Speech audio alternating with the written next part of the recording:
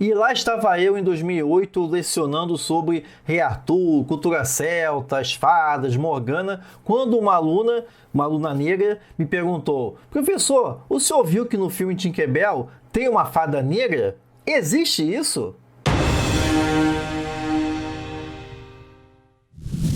E aí, tudo fantástico com você? Antes de mais nada, se você estiver assistindo esse vídeo aqui no domingo, dia 18, hoje ainda você consegue baixar grátis a coletânea Feéricas, organizada pelas escritoras Lu Evans, Grace Rocha e Ale Docena, que está disponível gratuitamente na Amazon para você. Vou deixar o link aqui embaixo. É uma coletânea de fadas diferentes. Eu estou comentando sobre isso porque eu fui convidado para fazer o prefácio dessa coletânea e umas partes desse prefácio eu vou aproveitar para fazer esse vídeo aqui. Então não perca essa oportunidade de baixar a coletânea de fadas diferentes. Se você quer ver em detalhes o que eu vou falar aqui, vai lá, aproveita o link e baixe gratuitamente a sua coletânea Feéricas, coordenada por as escritoras. Tem a participação especial da grande escritora Ana Lúcia Merege e também conta com contos de uma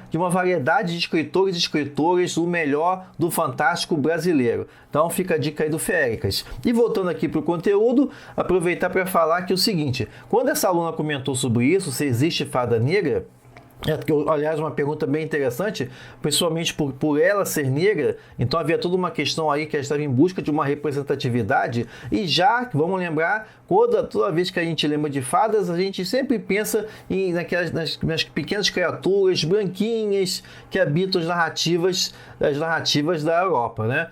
E aí é uma boa oportunidade que eu perguntei para ela o seguinte: as árvores que crescem na Europa são necessariamente, intrinsecamente diferentes das árvores que crescem na África ou então no Oriente Médio? Não é? Ainda que elas tenham diferenças, mas elas conservam elementos padrões. E é justamente esse ponto. As fadas, enquanto representações da natureza, elas também refletem essa variedade da natureza. Por isso que existem fadas europeias, ou seja, fadas bretãs, existem fadas espanholas, existem fadas malaias, fadas nigerianas, fadas do todo o Oriente e por aí vai. Isso porque, lembremos, a natureza é feminina e por isso as fadas, enquanto entidades, manifestações corpóreas dessa natureza, as fadas se manifestam em toda essa variedade também da natureza. Por exemplo, se a gente lembra muito bem dessas fadas, que as fadas têm uma origem europeia, como a gente aprende, né? Mas na verdade existem também os equivalentes das fadas em diversas culturas, como por exemplo as Peris na Pérsia e do Irã, a Aziza da Nigéria, a Bediavari da Malásia e também a Tinu da China. E essa universalidade da presença das fadas explica muito da dificuldade até mesmo de se achar a origem correta do nome dela. Afinal de contas, de onde surgiu o nome fadas? Isso foi uma questão que por muito tempo intrigou pesquisadores diversos. Por exemplo, havia uma teoria de que o termo fadas teria surgido na cultura anglo-saxã, na palavra que depois se transformou no verbo to fare, passar. Por outro ponto de vista, para outros pesquisadores, a origem da fada está na palavra bretã met, de onde surgiu a palavra maid. Outros estudos, porém, já apontavam para uma origem fora do continente europeu. Para alguns pesquisadores, fada deriva do hebraico pier, que é adornar. Mas a teoria de maior influência sobre a origem da palavra fora da Europa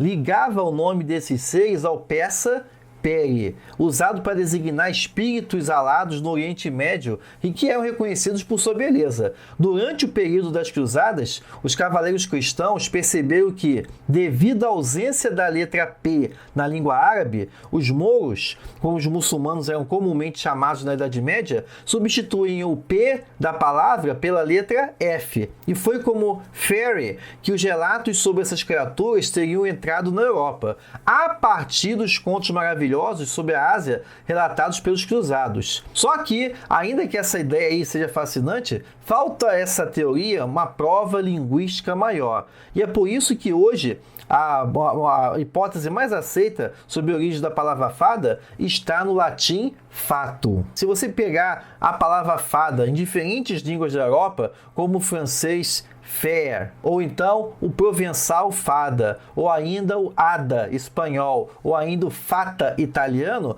você vai ver uma ligação com o termo latino fatum, que é destino, fatalidade, oráculo. E o uso desse termo fatum para identificar as pequenas criaturas aladas da fantasia começa a ganhar forma no século IV, quando ela adquire a forma plural e passa a ser considerada uma palavra feminina, sendo usada como equivalente às parcas romanas. A partir daí, começou o processo de ligação das fadas com a magia. Na Idade Média, fatum deu origem ao verbo fatare, encantar. Esse verbo foi adotado pela língua italiana e espanhola. Na França, ela se tornou fair, de onde derivou o substantivo faire, ilusão, encantamento. E foi nessa forma que a palavra penetrou na língua inglesa, vindo a se anglicizar no século XIII e se tornou o fairy de fairy tales. Dentro das mudanças da palavra fairy, estudiosos como John Clute e John Grant defendem que, na verdade,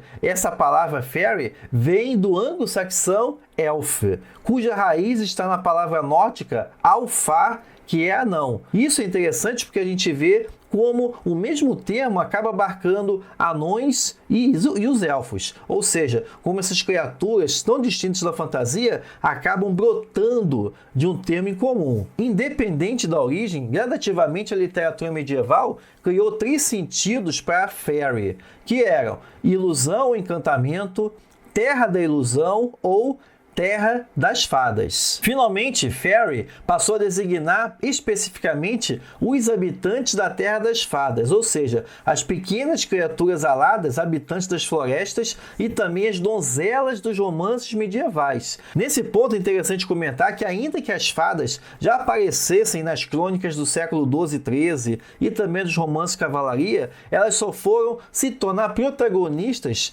pela primeira vez no poema épico The Faerie Queene, do inglês Edmund Spenser, isso na década de 1590. Foi essa obra que popularizou a imagem das fadas como os seres pequenos que a gente conhece hoje. Outra obra decisiva nesse ponto foi Os Sonhos de uma Noite de Verão, do William Shakespeare, que foi composta em 1596. No folclore, se acredita que as fadas apresentam aparência humana e se dividem em 2 grupos distintos: as fadas sociáveis, que são as Trooping Fairies, que são organizadas em comunidades, reinos e monarquias, e as fadas solitárias, ou Solitary Fairies, que existem como indivíduos, apesar de estarem também relacionados a lugares, atividades ou famílias, como é o caso aí do Puck ou Robin Goodfellow, que foi apresentado na peça do Shakespeare, Sonhos de uma Noite de Verão. Outra coisa também que se costuma pensar é que as fadas são sempre boazinhas, gentis, mas na verdade é 2 cortes de fadas. A tradição mostra que as fadas também têm personalidade traiçoeira e podem trazer problemas com sua magia para algum humano que as tenham desagradado. Nesse sentido, um dos principais temores do povo do campo era ter os bebês substituídos no berço por uma criança fada, de igual aparência à criança humana, ao passo que a verdadeira seria levada para o reino das fadas para sempre. Eram os chamados changeling. Essa dualidade se evidencia na subdivisão da sociedade das fadas, de acordo com a sua personalidade, e que pode ser encontrada principalmente no folclore escocês e irlandês. Nesse caso, as 2 cortes são a corte Cili e a corte Ancili. No primeiro caso, a corte Cili, nós temos fadas que vivem em sua própria sociedade e mantêm uma relação pacífica dentro da sociedade humana. Elas desfrutam da comida e da dança que são oferecidas pelos humanos. No segundo caso, a corte Ancili, nós temos as fadas engajadas em prejudicar a raça humana. Elas têm uma aparência horrenda e habitam regiões de violência e selvageria. Esse é um caso, por exemplo, da Banshee, um espírito celta-irlandês cujo nome significa Mulher da Colina, Ben Sid. A Banshee é uma fada negra apresentada como uma mulher velha com olhos vermelhos, cabelos brancos e um capuz cinza sob um vestido verde. E para você ver mais detalhes sobre o que eu estou falando aqui, mais uma vez fica a dica para você aproveitar e baixar hoje ainda, no domingo, dia 18 de agosto, a sua coletâneas feéricas gratuitamente no site da Amazon. Vou deixar o link aí embaixo para você aproveitar, para você conhecer principalmente outros olhares sobre as fadas, para mostrar que, enquanto espíritos da natureza, elas também refletem essa riqueza e diversidade do nosso mundo.